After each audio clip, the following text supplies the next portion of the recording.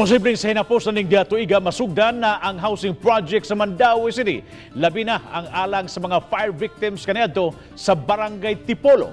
Adunay live report si Nico Serino. Nico.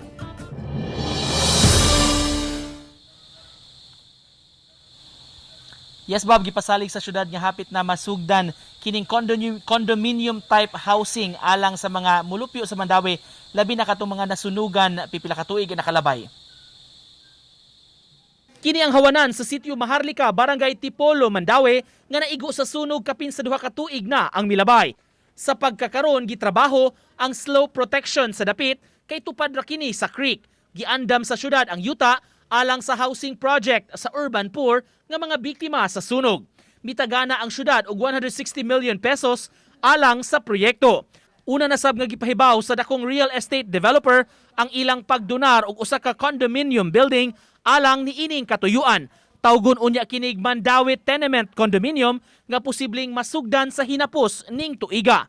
Makapuyo ni ini ang mga mulupyo kaniadto sa sitio Maharlika nga naapektuhan sa sunog ug kasamtangang anaa sa CICC grounds. Para mapaspasan nato ang paghatag og mga dissenting panimalay sa atong mga kaigsunan, especially those who are the katong badly affected no sa kuan, katong nasa sa danger zones.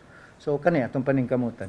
Sa pagkakaroon sa pagpanglista sa syudad, may 530 ka mga pamilya nga gikinahanglan nilang ma-relocate.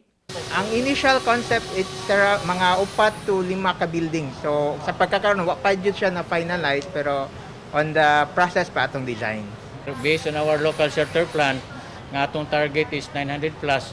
So nanami gipang prepare nga within nga naa sa danger zone nga among gitag na, no? Among nagi-survey.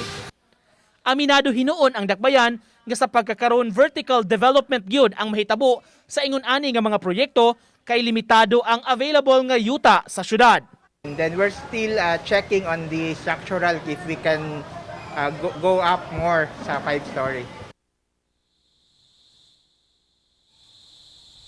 Gawas ni atong real estate developer nga mosaad og usa ka building matod sa Mandaue City Hall, padayon pa sila nakikistorya sa uban nga mga developer sa syudad aron muhatag sab og porsyento sa ilang construction alang sa dakbayan kay nalatid masab kini sa balaod.